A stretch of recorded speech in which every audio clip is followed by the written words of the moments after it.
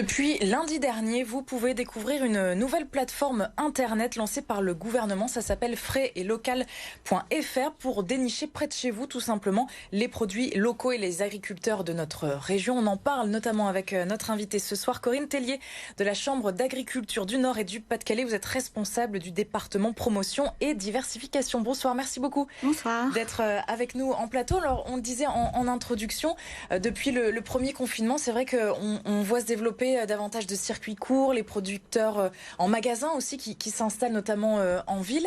Est-ce que vous, à l'échelle de la Chambre d'agriculture, vous constatez cette tendance des nordistes qui veulent se rapprocher un petit peu plus de la terre, entre guillemets? Oui, bien sûr. Les agriculteurs qui vendent en vente directe, enfin certains pendant le premier confinement ont vraiment été débordés tellement ils étaient sollicités. Ouais. Nous, on a également pu le mesurer sur le site dont nous disposons également, qui s'appelle ouacheterlocal.fr. Sur le mois d'avril, le mois complet du premier confinement, le taux de fréquentation du site a été multiplié par 600%. Enfin voilà, 600%. Ça a explosé. Voilà. Ça, c'était du jamais vu, j'imagine. C'était vraiment du jamais vu. Donc comment vous traduisez cette hausse spectaculaire? C'est l'envie des nordistes de dénicher justement les produits locaux et autour de nous? On va replacer les choses dans le contexte, je pense. Déjà, pendant le premier confinement, je pense aussi que la hausse a été due à peut-être une peur au départ, puisqu'effectivement, les gens n'osaient plus trop aller dans les GMS pour être serrés les uns contre les autres. Et donc, du coup, on cherchait d'autres systèmes d'approvisionnement où ils pouvaient effectivement aller au grand air. Au début du confinement et également du premier confinement, les marchés étaient fermés. Donc, ceux qui avaient l'habitude d'aller acheter leurs produits frais sur le marché, pouvaient plus y aller non plus. Et donc du coup, et puis troisième élément d'explication aussi, les consommateurs avaient plus de temps puisqu'ils étaient chez eux, donc aussi plus de temps pour cuisiner. Donc du coup, je pense que c'est tout ça qui explique un peu l'engouement pour les produits locaux et pour l'achat en direct. Et puis sans oublier bien évidemment le soutien à l'économie locale où il était important de soutenir les producteurs et donc et d'aller acheter chez eux des produits frais, locaux et de saison. Alors là, on parle du premier confinement, c'était en avril dernier, du temps à passer, on est en janvier 2021. Est-ce que cette tendance, elle perdure? On en est où? Est-ce qu'on peut déjà faire un petit bilan Alors c'est toujours compliqué d'avoir des chiffres, mais bon, au niveau des chiffres nationaux, on estime que seulement 15% des clients sont restés fidèles, donc finalement c'est assez peu. Donc nous, c'est vrai qu'on a relancé de ce fait-là avec la région une campagne de communication, donc nous sommes toujours là pour vous, donc c'est les producteurs qui parlent, manger local, pour continuer à soutenir les producteurs locaux. Et quel est le sentiment de nos agriculteurs dans notre région justement par rapport à ce qui s'est passé il y a quelques mois? Comment vivent-ils cet afflux entre guillemets de clients, ou est-ce que au contraire il y a une baisse? Comment c'est vécu auprès d'eux? Vraiment ça va dépendre des filières. On sait qu'il y a des filières qui sont vraiment en très grande difficulté, donc les filières qui exportaient ou la filière pommes de terre, puisqu'effectivement on consomme beaucoup moins de frites qu'avant. Et après, pour les producteurs qui font de la vente directe, donc c'est finalement eux qui s'en sortent le mieux et qui sortent le mieux leur épingle du jeu. Et effectivement, du coup, ils ont aussi innové dans leur méthode de vente. Ouais. Donc on a vu notamment le développement des drives, des ventes en ligne, même pour les agriculteurs, les ventes en panier ou encore les distributeurs automatiques qui fleurissent un peu partout. Et ça, c'est un gros défi pour eux parce que c'est un autre métier, si on peut dire, non? La logistique autour de la vente, c'est du commerce finalement. À partir du moment où vous faites de la vente directe et vous avez fait le choix de vendre vos produits, donc effectivement, c'est un autre métier. Voilà.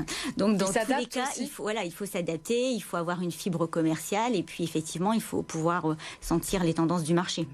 Notre région, les Hauts-de-France, Nord et Pas-de-Calais aussi isolée par rapport à la Picardie, mais on est la 3e plus grosse région au niveau du territoire, au niveau national. Est-ce que c'est le cas aussi au niveau agriculture? Ah oui, tout à fait. Nous sommes une très grande région agricole et agroalimentaire.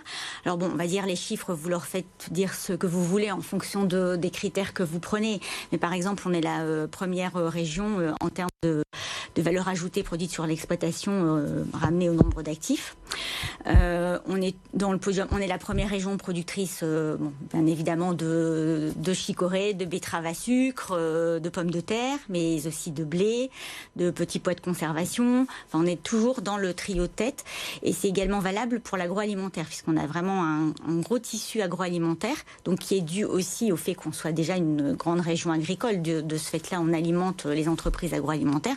Donc on a des géants de l'industrie agroalimentaire comme Roquette, Le Safre, Coca-Cola, qui sont basés sur l'ensemble de la région. Il y a par exemple une usine Coca-Cola à Sox ou une usine Häagen-Dazs près d'Arras ou une usine Danone à Bailleul, enfin voilà, qui sont vraiment sur l'ensemble du territoire.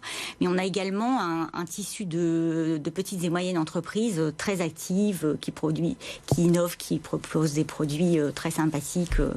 Voilà, on a vraiment, et peut-être aussi intéressant à savoir, c'est que la filière agricole et agroalimentaire est le premier employeur des Hauts-de-France. C'est-à-dire devant la construction, le ferroviaire, l'automobile, voilà. Avec combien de personnes, du coup c'est la question piège. C'est un piège. Pardon, en tout cas, c'est la première. Oui, c'est le premier employeur. Et comment vous, à l'échelle de la Chambre d'agriculture du Nord-Pas-de-Calais, c'est quoi vos priorités pour continuer à consommer local? Parce que, comme vous le disiez au début, faut communiquer. Il faut aller aussi vers les consommateurs, les nordistes. Oui, donc pour cela, nous menons différentes campagnes de communication. Nous avons aussi un site, donc leshautdélices.fr, pour donner envie aux consommateurs de consommer des produits locaux, découvrir leur mode de fabrication, leurs recettes, etc. Une page Facebook, la gastronomie des Hauts-de-France. Donc ça fonctionne bien, voilà, le digital, ça permet de... On est à plus de 11 000 abonnés, donc c'est quand même déjà pas mal. Donc voilà. Et puis on a également des outils pédagogiques pour les enfants, pour éduquer le consommateur de demain. Voilà. Ça passe par les enfants aussi, ça c'est un public que vous visez. Oui. Et puis on travaille beaucoup aussi avec la restauration collective pour pouvoir introduire des produits locaux en restauration collective. Et le site donc lancé en 2014 ou acheterlocal.fr qui a connu donc une hausse de 600% de fréquentation au premier confinement. L'idée c'est qu'on retrouve un petit peu nos agriculteurs proches de chez nous, c'est de picorer un peu. Oui. En fait, c'était exactement le même principe que le site qui a été lancé par le ministère, c'est-à-dire regrouper sur un même site toutes les initiatives locales, puisqu'effectivement, la marque Bienvenue à la ferme, par exemple, avait son site. Les producteurs de la RVD qui vendent des produits laitiers avaient leur site.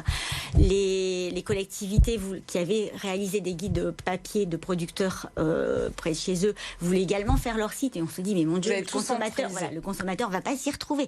Et donc, du coup, c'était vraiment l'idée du site Où acheter local, c'était de créer, on va dire, une coquille vide qu'on a mis à disposition de toutes les collectivités territoriales, de toutes ces associations. Et ce sont les associations qui remplissent le site. Et on continue à l'animer régulièrement avec des comités de pilotage, etc. Et donc merci beaucoup. En tout cas, je suis désolée, je suis obligée de vous couper. On rappelle où acheterlocal.fr. Merci beaucoup Corinne Tellier d'avoir été avec nous ce soir. Merci. Au revoir.